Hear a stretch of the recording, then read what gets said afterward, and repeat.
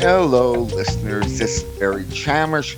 Kind of a special show for me, anyways. Tomorrow is the 4th of November, and that means you got it.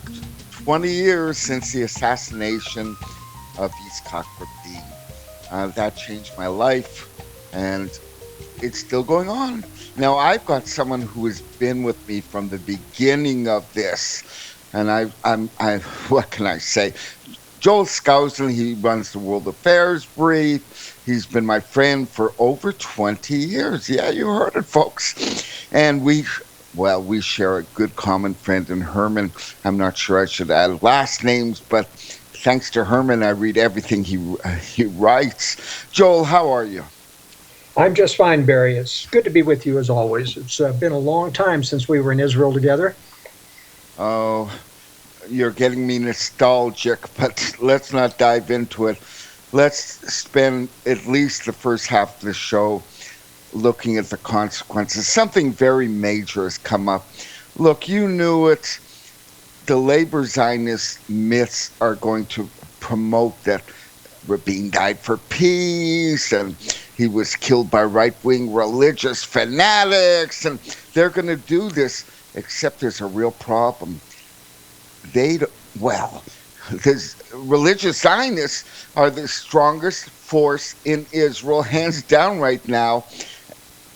Come on, you know what that means. You know about the poll that was just taken, right? And refresh my memory on that. Gosh.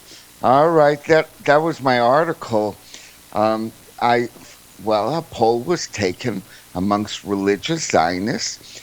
Well, what do you know? 68% don't believe that Amir killed Rabin. They think that the labor Zionists are making up another myth. Well, it's almost like the United States, where 30% to 40% of Americans don't believe the official story about 9/11. Or that Oswald killed JFK, which was our similar situation of the government taking out a sitting president and using a patsy to set it up. Oh, 68. Now, don't forget, we don't know what percentage of those remaining, and there aren't many, all right, aren't sure. Okay, but what it comes down to is the vast majority of the strongest ideological force in Israel believe that labor killed Rabin. He was killed from within his own party, and everything else was a myth. Well, if it's like the United States, where we have a major, globalist force controlling both political parties, and we know that Benjamin Netanyahu pretends to be a right-wing president, but he's actually a globalist, a Kissinger protege. So I'm not sure I would blame this on the Labor Party itself, except as it was acting for the powers that be in Israel, which control many parties. Oh, you're so understanding. I could skip to the punchline, and I proved beyond a shadow of a doubt that Shimon Peres knocked off Rabin. It was the Labor Party. It was. Well, I'm saying, that you must admit, of course, they control Benjamin Netanyahu, the same people. And, clear back to Ariel Sharon, making his bed with Shimon Peres and others in their unity governments. This is exactly what they want, to make the right wing think that they're forced to make a deal with the left. But in fact, they're both controlled by powerful forces which control the government of Israel. Well, I say religious Zionists aren't. They're more biblical. They look at their deep history, and look, labor Zionism, the ideology is shredded. It no longer withstands scrutiny. Religious Zionism hasn't got to that point now, all right? And most Israelis, percentage-wise anyways, back them over labor, and they don't think that Rabin was killed by Yigal Amir. They think what I think, that Peres knocked him off. Well, and of course, but I don't think harking back to our experience in the United States, where um, people on the right tend to blame Barack Obama and think that it's going to be okay once he's out of office, but it's simply not true. Barack Obama's a puppet, and Shimon Peres, I don't think is smart enough to be running the show. He's obviously under the control of the international globalist agenda, which controls Benjamin Netanyahu as a Kissinger protege. I mean, they've made Netanyahu what he is, and he's pretending to, be on the right side of the political spectrum, but I don't believe he is. No, he's not. But from the point of view of what you got, he's probably the best available. All right. Well, no more than George W. Bush was the best available for us. I mean, all right, same idea. But let's stick with what we've got. We've got tomorrow. And this time, the things you know about Rabin are more important than the things you know about George Bush. We've got a situation in Israel where people are... Look, the day passed. There was a conference yesterday at Yeshiva University celebrating the myth when not even a quarter on a good day of their adherents buy into it. Everything's collapsing from the point of view of Israeli belief system. Well, they might have had a conference, but how many of those at the conference were disbelievers? That would probably be a small vast majority. Then there certainly should have been some protests at the conference. There were. Apparently it was a dud. Oh, Joel, you're not following this, and I am. And look, you're looking at consequences that aren't happening.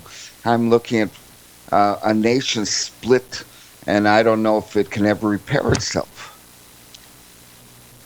Well, I can only judge from my experience in the sense of how it's the same conspiracy of power that's controlling Israel as it's controlling the United States right now. And even though our numbers in the United States in terms of and distrust for government have risen to massive proportions, we're still a minority compared to the dumbed-down public.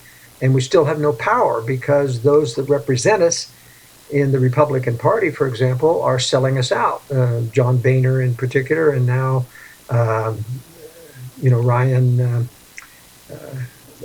Paul. But in the same thing, who does the right wing in Israel have to go through except Benjamin Netanyahu, who's going to sell them out every time? They have their religion, again, the religious Zionists. They no longer have, I don't think they ever had someone charismatic. And Netanyahu certainly is more charismatic than anyone they got, but they've got the ideology. They got the strongest, hands down, by the way, and it's growing. They've got the strongest ideology in Israel, and they don't believe in the state right now. They're not saying so.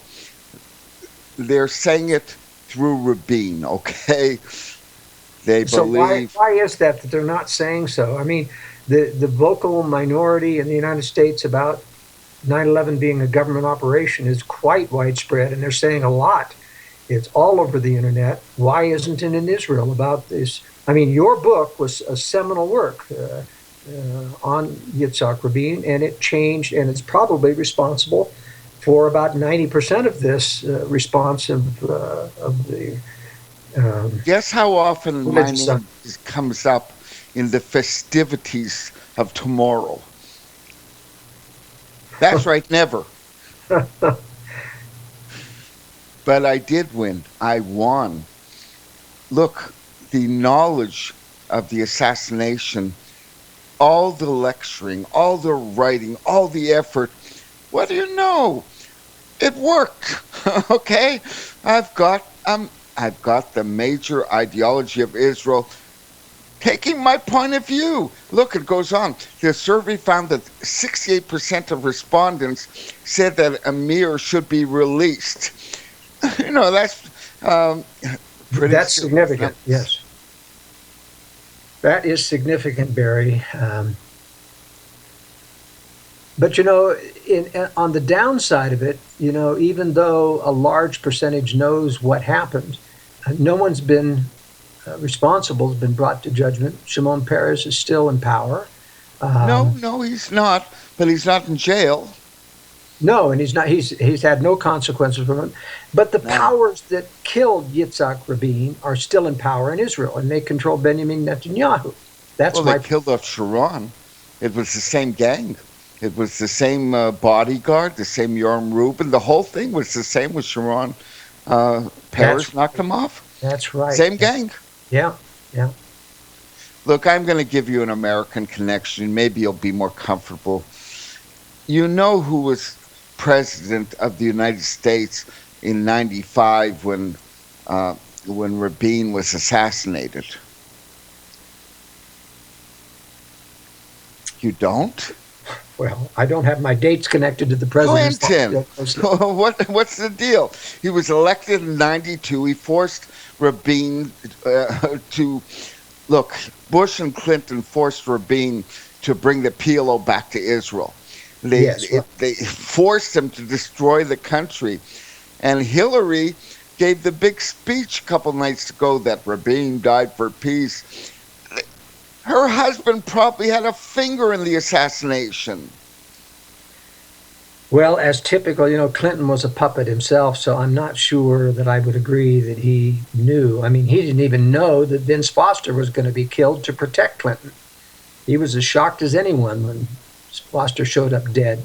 His handlers, executed him. I'm not sure I see a connection there, but I'm not sure I'm that just saying, Paris.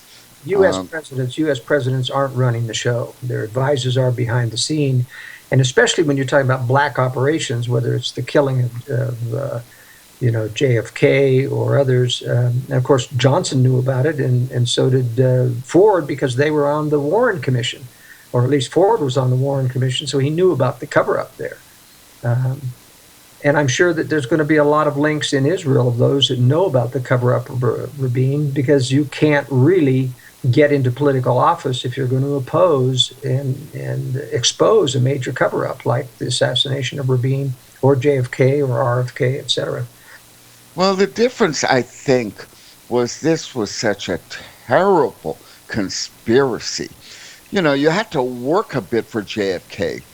It took some time. I mean, Rabin, you knew the next day this thing stinks. Yeah, absolutely. There were so many red flags that went up the first day. Look, Israel has changed.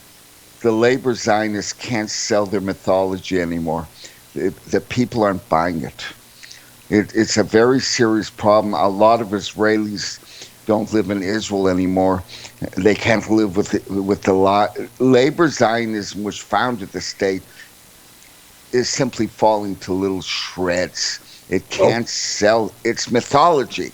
And that's why they're using Benjamin Netanyahu to sell a false mythology about a right-wing excuse for all of these globalist operations, like ISIS, like fighting it, like going against Assad in Syria. And they're buying it. You're right. Actually, if you want to switch to that, I was kind of hoping to reminisce a bit, but I've got plenty on that as well. Plenty on that. I'm just trying to say I'm not optimistic, because these powerful forces that control both of our governments, the United States and Israel, don't seem to take no for an answer. And even when they have temporary setbacks, they keep coming back until they win. They're extremely powerful. And as I say, what they can't get done through Shimon Peres now, they certainly can get done with Benjamin Netanyahu. Well, Peres really had closer ties to the Vatican, real close ties to the Vatican, which I hope Netanyahu is not, hopefully, as tied to. I don't see the same signs that Peres was really tied up with the Vatican from an early age. Yeah, he was. I agree. But the point you've got to remember is that Vatican control controls or is part of the control system of the globalists internationally. And they controlled Netanyahu. So it may not be as direct as it was with Peres, but the control still gets through Netanyahu's handlers who are in the United States, Kissinger associates. Oh, no, well, maybe. The Boston group, they were the ones who brought Netanyahu as a young man into the CFR. Um, you, Yes. oh, you don't have anything to add to that? Well, yes, I do. Go to it. No, it's true that the Boston group, brought in, but you've got to remember this is a multi-hydrid, multi-headed conspiracy. There are at least a dozen in the United States alone, globalist organizations that they can switch and use from one to the other, and it's still the same control. I mean, the Kissinger and Associates paid for Benjamin Netanyahu's education. They got him his first job in Wall Street, and they set him up in politics in Israel by having him hold this anti-terrorism conference and bring in all these international speakers. And anybody in Israel who can do that is an instant success. Yes. It was Bush who showed up. There were three major American leaders showed up for this conference from this schmeck. Suddenly, the leaders of America showing up for his conference. I had forgotten about that. Yeah, and that's how Benjamin Netanyahu became a star, because he had all this international weight. I guess people there in Israel worship people who can get things done internationally, and that's what he proclaims to be able to do. But I'm still every time Netanyahu used to, at least in the past decade or two, would come to Washington, even when he was prime minister, he'd meet with Henry Kissinger before he would go to the White House, get his marching orders. If that doesn't tell you something, I don't know what does. Well, with Kissinger and the Yom Kippur War and Rabin and this, if you want to go real wide, we've got a story to tell. The fact is that Kissinger made Moshe Dayan almost sell Israel out. Just about did it. 3,000 dead, almost lost the war. Well, that's not for me. I'm sorry for interrupting. Well, that's very germane. I mean, Kissinger is probably the highest level public globalist figure we have today. And I can remind your audience that the first national security advisor to President Barack Obama told the Munich Security Conference in Europe, 2007, says we have a hierarchy in the National Security Council. We get our daily marching orders from Henry Kissinger and Associates, passed down through Brent Scowcroft or Sandy Berger. That's an admission of conspiracy, that we get your daily marching orders from someone who doesn't have a position in the U.S. government. And that speech, by the way, the transcript is still on the Council on Foreign Relations website. You can look it up. Search for James Jones speech, 2007 Munich Security Conference. It'll come right up and you can read the words for yourself. I mean, that's real proof of conspiracy. Well, just so you understand, Rabin was foreign minister. You won't. I think it was Golda Meir was prime minister. Who remembers that? The point was he pulled back troops and agreed not to attack the Arabs for 24 hours. Syria stuck to the agreement, stopped at the border, could have walked into Tiberias if it wanted to. If you start looking at all the dead young men that Israel's leaders are responsible for, along with Kissinger, you get quite a story. That's right. But they are linked at the hip, and that's very important for our audience to know and your Israeli audience. I think they're getting the idea. Look, this poll it's a major step. I've had people support my point of view, not in these numbers before. And that is impressive, Barry, I can say, because I remember, we were talking about low 10 or 15% in the first decade after Rabin, even with your book being out, that believes. So something's happened that's grown that over time. Could it be my people are growing up finally? By the way, religious Zionists are growing up. There is a connection there. Well, it might be the same connection that's happening in the American right wing. The Tea Party is just simply not buying anyone from the establishment. And the polls. They're not buying this guff. They're not buying the mythology guff. They're rejecting it thoroughly. And the Jewish world is stunned. I've been watching this all. You are not going to see too much about the Rabin assassination. They're going to try and muff it. It's out there somewhere. I got people to understand the facts. Weird, isn't it? Well, it's laudable, Barry. I mean, your book sets it out in indelible memes that nobody can really deny. I mean, it's just an open and shut case. If any of people listening to this interview haven't, seen Barry's book on the murder of Yitzhak Rabin, it's must reading. After the commercial break, you'll plug yourself and I'll plug myself, and then we'll talk serious stuff about a Russian jet and what was behind that. And I've got plenty to... Let's just say it wasn't a jet breaking in two in the middle of the air. All right? My guess would be bomb, but it was not a jet breaking in two. Okay? It was broken in two. Yeah, it appears that way to me too, Barry. All of the evidence, especially the infrared evidence the U.S. claims they've seen by satellite, indicates there had to be some type of fire event on board. It couldn't have been an engine. That wouldn't have broken the fuselage apart, but it certainly could have been a bomb in the rear baggage compartment when you look at the tail section and where it's severed. But this aircraft did also have an accident where it hit its tail. And Big deal. It was fixed.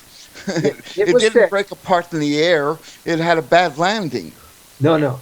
But 14 what I'm years saying ago. Yes, but there was another aircraft who'd had a tail that self-destructed in the air after the tail was repaired. So sometimes it does happen, but there is no heat signature associated with a tail separation. And so I'm saying the heat signature is proof of either a missile or a bomb, but the ISIS simply doesn't have no missiles, man-pad type shoulder line. No, it wasn't a missile. It was too high up for a missile. It's too high up. They can't reach 31,000 feet. And there was no radar signature of an aircraft shooting a missile, which, of course, wouldn't have been ISIS, but there was no satellite data indicating a missile launch from an aircraft or an aircraft. No, the Russians are saying it was external. And that's the airline, and that's, I believe, the government already, that the cause was external. I would take that at face value. External means what? Well, external means something that wasn't involving the aircraft or inside the aircraft, meaning it had to have been shot down or some external, like a turbulence, breaking apart. But there was no turbulence. And there is no... I don't think they were implying turbulence. I think they were implying bomb. Well, that's not external. Joel, we've had an interesting talk, but we have to take 3 minutes off. When we come back, I'll plug me, you'll plug you, and I'm going to start talking Netanyahu, meeting with Putin, all kinds of stuff. I think you're going to enjoy this. 3 minutes. Folks, this is Barry Chamish. We have a fascinating guest. It's not exactly my memorial to Rabin, but it's good anyways. Joel, we'll see you in 3. This is Barry Chamish. 3 minutes, folks.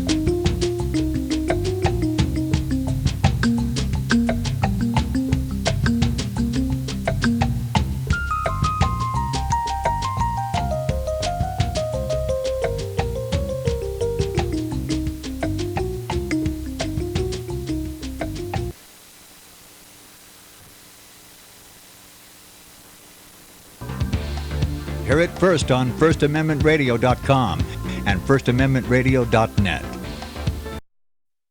Visit crosstheborder.org, CROSS, crosstheborder.org, to get your print, EPUB, or PDF version of the book, The Rapture Will Be Canceled. That's crosstheborder.org. I know you all want answers, and believe me, so do I, and I'll do my best to get them. Despite Nicolas Cage's promise to do his best to get left behind rapture answers for us, don't hold your breath.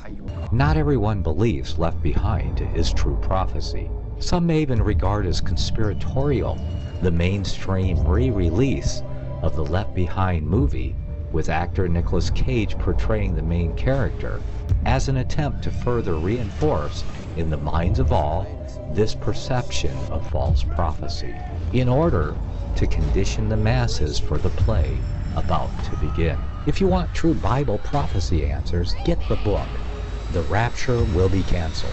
The author exposes the Latin rapture origin, the 7-year tribulation deception, true Bible revelation of Daniel's 70 weeks, the abomination of desolation, the restrainer, America in the Revelation, the image of the beast and the mark of the beast, and the truth about God's chosen people, and so much more about Bible prophecy.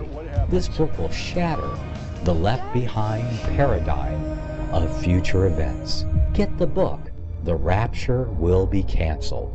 Visit crosstheborder.org, CROSS, crosstheborder.org, to get your print, EPUB, or PDF version of the book, The Rapture Will Be Canceled. That's crosstheborder.org.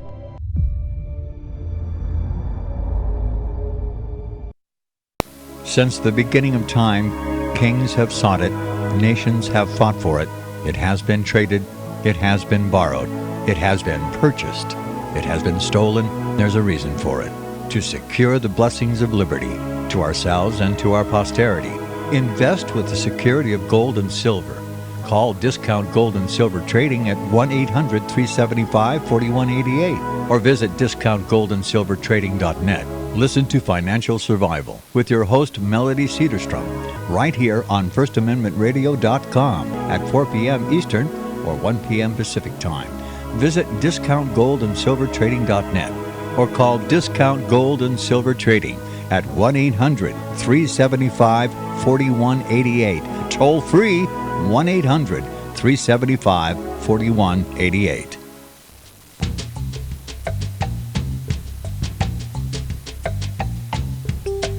Hey, folks.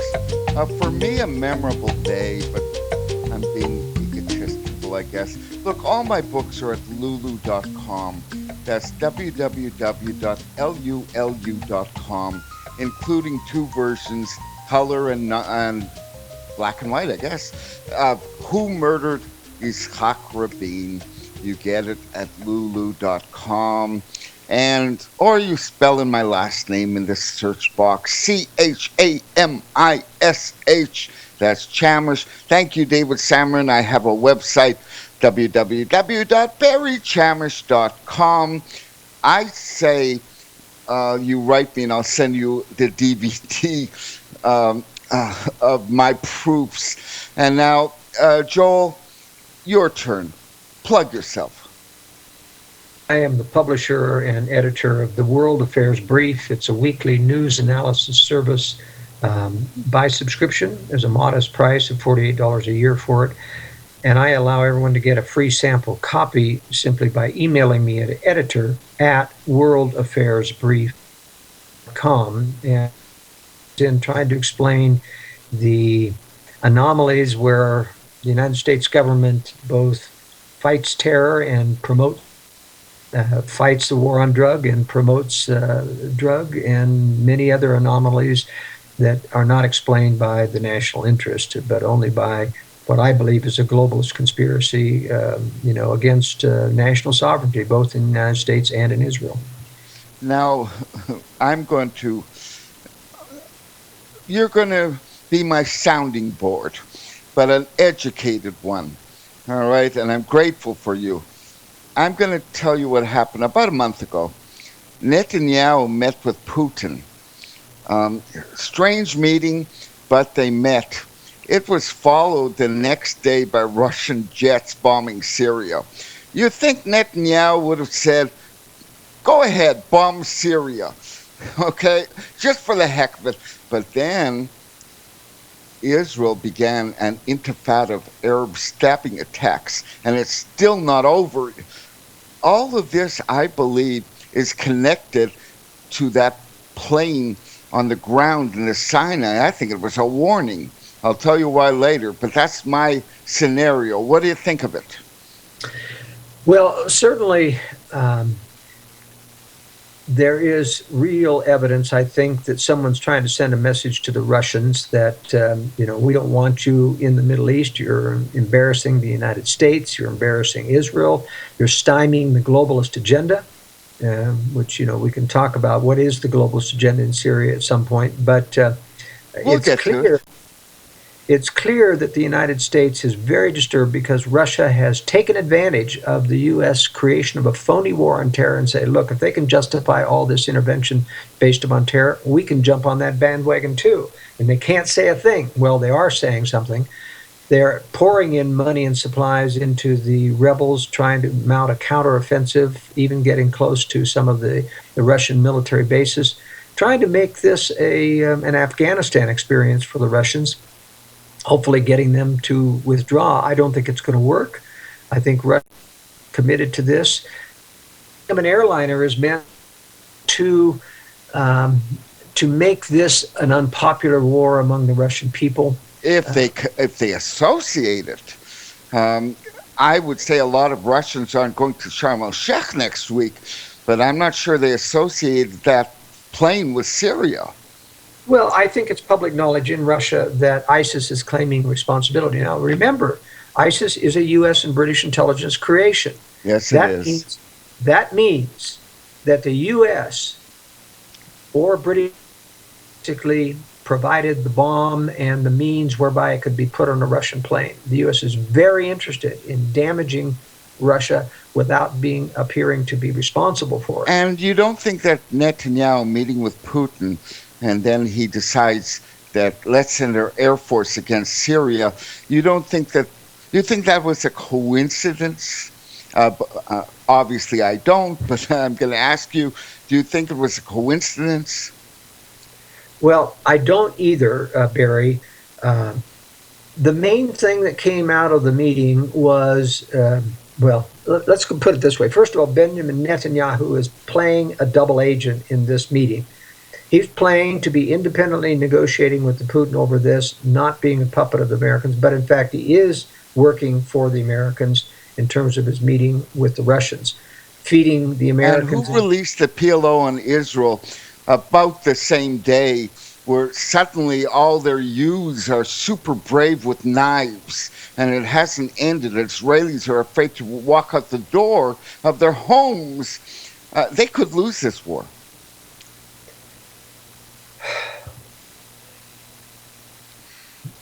Well, I think they are connected, but they're not directly connected to the meeting, is what I'm saying. The meeting with Putin was done on behalf of the United States to see what Putin would reveal about his motives to he didn't think was talking, directly to the United States. And there was advance notice, for example, of all the airstrikes that went on the next day after Benjamin Netanyahu returned. So he did notice. And all right, look, you wrote, and I think this is very significant, and I've been staring at it all day, that the U.S. bragged about signing an agreement with Russia on avoidance of air traffic conflicts. What was that, a month and a half ago? Yeah. Let's start looking at a broad picture now, okay? I'm putting it together thanks to your research. Don't get me wrong. I'm not discounting a word you wrote, but I consider it significant.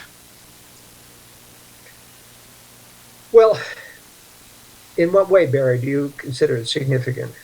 well, I'm not sure who Cook was, but they agreed to keep a safe distance between aircraft and that there would be a communication line on the ground. All of this, the United States and Russia signed a month and a half ago.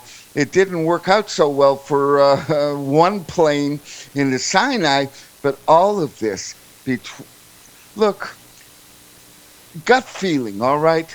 You sign an air agreement with Russia, and then Russian planes, well, one anyways, falls to the ground. Netanyahu meets with Putin. Putin bombs Syria. The Middle East is heated up in a big way. You find this natural? Well, the air agreement was a cover.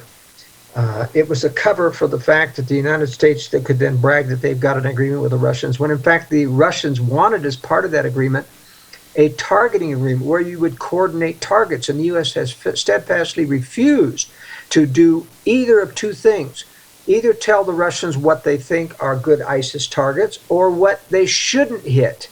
The United States has refused that, and that's because anytime they started to reveal to the Russians what were good and bad targets would be an open admission that they were not targeting ISIS legitimately, because the Russians would immediately know, hey, these aren't real targets, because the Russian satellite intelligence, they have their own target list, and they would be able to compare.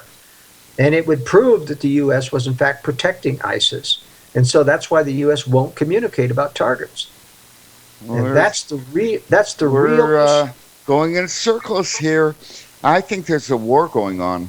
And I think that there are innocent lives being taken in a covert war. Messages are being sent, some openly, some not so openly. But I think there's a war heating up. That's what I think. Now, what kind of war are you referring to between Russia and the United States? I say that, yeah, for starters. But again, Israel and what Netanyahu agreed to with Putin and all this, I think it's a terrible, terrible, call it a mishmash right now, but it's heating up. And what can I tell you? I'm looking at this airline falling to Sinai as part of this war. Well, it is part of the war, and I definitely think that there was a bomb placed on board. It's the only real good explanation at this point. And if ISIS is claiming credit for it, that means the U.S. and British intelligence had a hand in taking down a Russian airliner. And that's not lost on Putin. He said at the Sochi Olympics that the U.S. had a hand in forming ISIS. So he already believes that the U.S. and British intelligence is involved in ISIS. And so, he's getting the message that the U.S. is starting to indirectly take him on and make this an unpopular war. I don't think. Why would the U.S. sit down with the Russians a month and a half ago and batter out an agreement over air traffic conflicts? Why? Because no problem with the timing there. None. No, it's very simple. Look, remember, it's a cover. The U.S. had been complaining about the Russian presence because of the danger of having their aircraft mixing it up with U.S. aircraft or drones, etc. And so the Russians said, let's go ahead and have an agreement about this, and we'll talk about all the U.S. wanted to talk about was air traffic control, and it's a very limited, minimal agreement. It means nothing, and it certainly didn't help that airliner. Because if the U.S. wanted to take down one of those planes, it certainly knew how to do so through covert operations. But I feel you're moving. I feel you're moving sort of to my way of thinking here. That, listen, it's not unrelated. Not the Intifada in Israel, and not the bombing, and not Putin meeting Netanyahu, and not Russian planes coming down. It's the timing. The Russians met the Syrians in April. This is a little farther back, but this is your research. They're trying to get the Syrians to come to an agreement with some armed group, and the Syrians wanted nothing to do with that, and Russia got really mad. I don't even know if I say it's worth examining further. Okay? There is a, there is a scenario here, and it's a very, very tough one to sort out, but there is some sort of scenario in this. Well, it does strike me as more than coincidental that this third intifada started up, the knifing of Israel's, and it's even gotten worse. It isn't. It shows that it's building. I can't put the direct connections together between Putin. What kind of message? I mean, if anything, the international community is controlling the Palestinians now, not the Russians, and so. The Russians I don't think it was a Palestinian. All right. You're saying that the stabbers who are not from the Palestinian Authority, very careful about that, they were from within Israel, were released by the international community. Who and why would release this?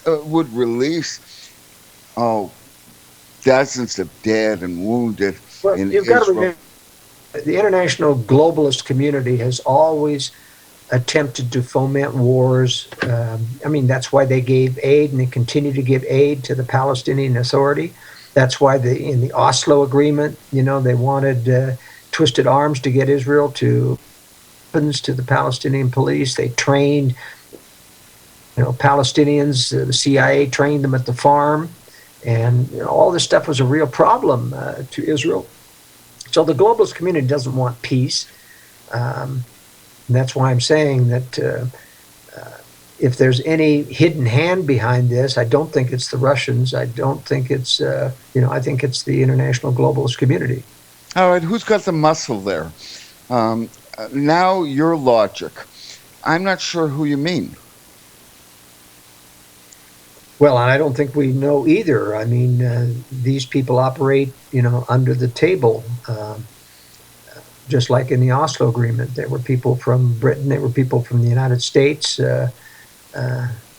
planning this betrayal, and somebody has initiated this, and because it really is another intifada, and I'm not sure we're ever going to know who started it.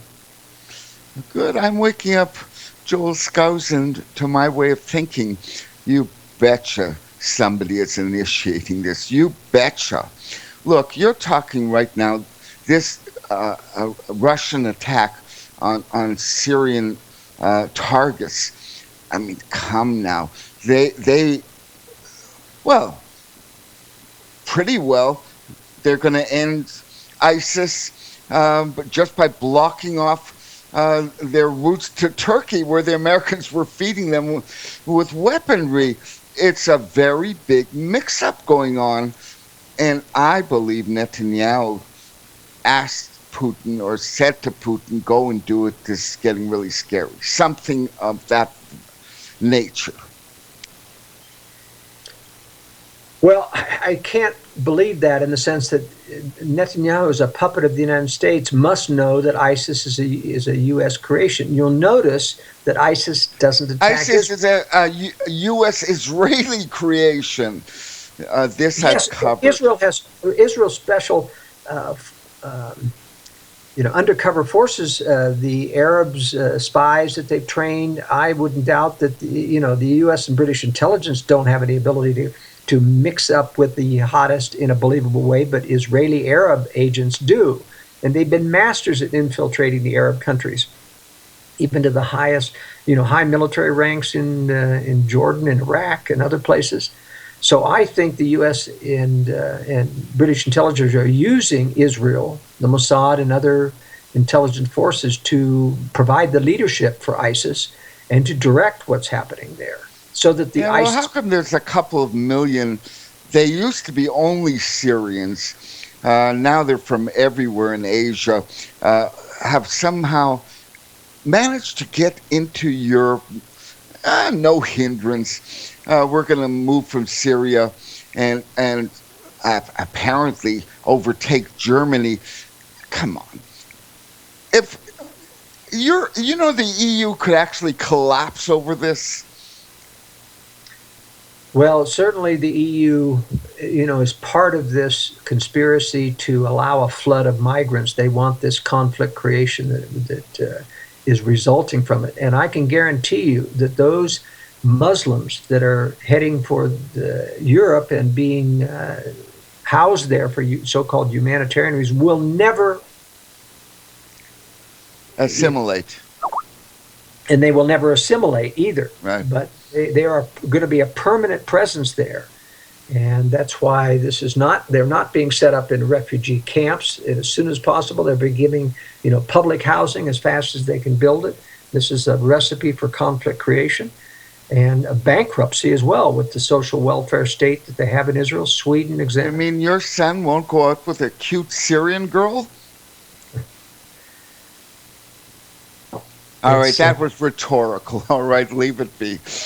That's my sense of humor. They are not going to become Germans. But they are going to be angry, and they already are angry. They're trashing the country. They're showing a great deal of ingratitude. Most of these people are below the age of 30. These are not a lot of families and children. And these people are going to be, a cadre of real hatred within Israel, and we're going to see major conflict. Now, what this will do, in my opinion, is that it's going to create a backlash from a resurgent right-wing, anti-globalist, anti-EU, pro-nationalist side, like the National Front in France and similar groups in Germany. And this will give the excuse to the government, in the name of fighting hate crimes, to take down dissidents within those created by this process. Now, I think I believe we're looking at the world objectively. At least these are headlines. The background, I've gone a little far with the deep background, but you've got a real mess going on in Europe, and I don't think it can be fixed. I don't think you could send 2 million people back to Syria, right? I don't think they want to go back to Syria. I think you're stuck with this. Yeah, I think it's permanent, and that's why it's extremely dangerous to propagandize people about humanitarian when there's an actual globalist agenda to water down the culture within Europe and create conflict. And they're going to do it here in the United States as well. It's not going to end with 100,000 or 200,000. We're going to have a major influx of refugees from not just from Syria, but from all Muslim countries. And once the United States can absorb a few more, but right, neither here nor there. I'm going to finish with a minor topic. By the way, I think we've done well. It's rough what's going on, but Netanyahu and Putin really did broker talks that got this started, and somebody was really ticked at Netanyahu and brokered. And okay, I'm not going through it. We will now look at what's going on. Hopefully, when I read your material sent to me by Herman, I will see a slight bit of me in there. Yes, I'm sure. I'm just hoping. All right, let's finish off with the Canadian.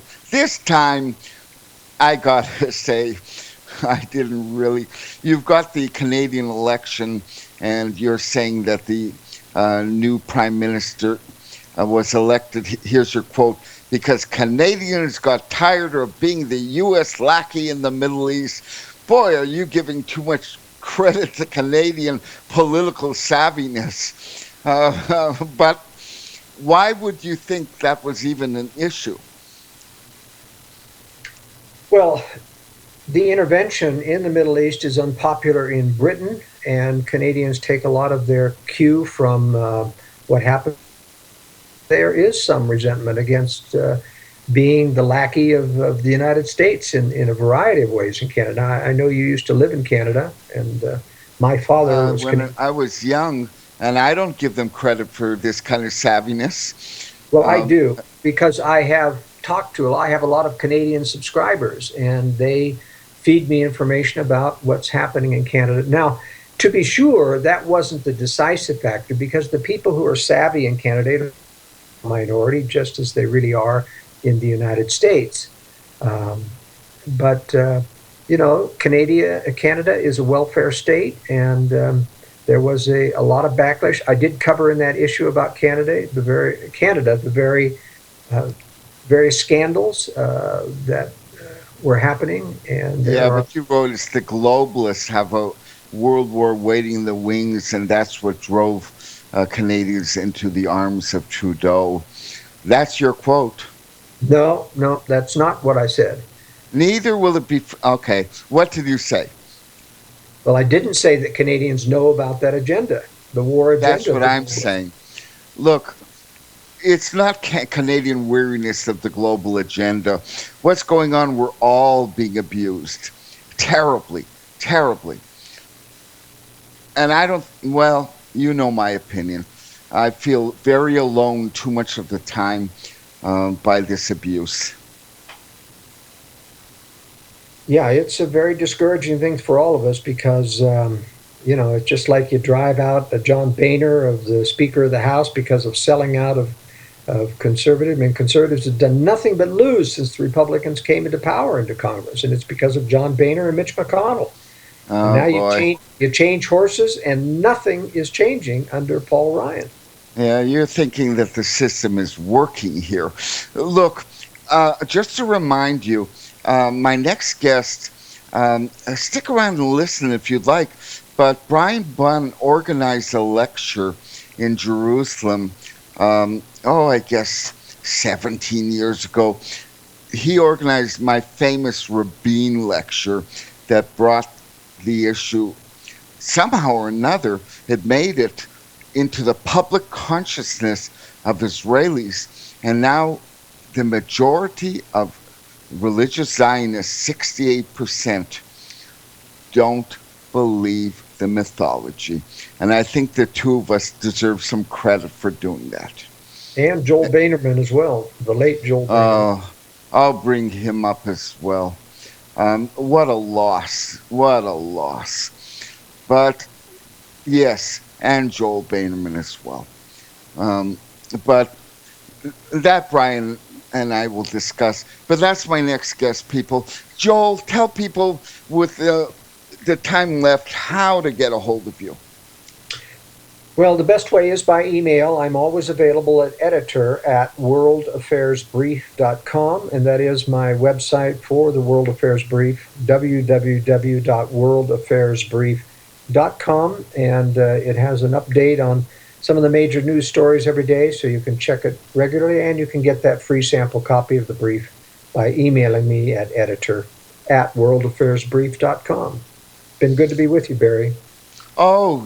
As usual. I like bouncing things off you. There aren't many of us out there. You'd be surprised. We're a minority. I'm not surprised, Barry. I know it very well. Joel, but I know our hour is up, but it was a good hour. Next hour is Brian Bunn. I hope it's just as good. But tomorrow's November 4th. 20th anniversary of Rabin's assassination, and I'm doing it my way.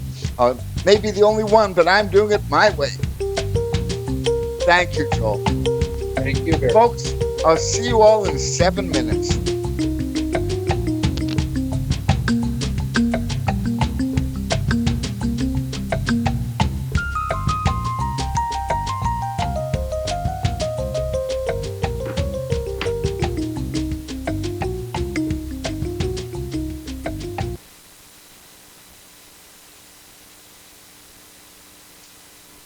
Gold and silver is tremendously undervalued. Global demand vastly exceeds mine supply by more than 60% annually. There is little in the financial world more certain than a coming explosion in the prices of gold and silver. The U.S. dollar continues to lose value and respect as the world's reserve currency. Our nation faces challenges on many fronts, and a day doesn't pass without another economist bringing forth warnings of impending economic calamity. There has never been a better time than right now to acquire physical gold and silver. Discount Gold and Silver Trading was founded on the principles of truth and honesty.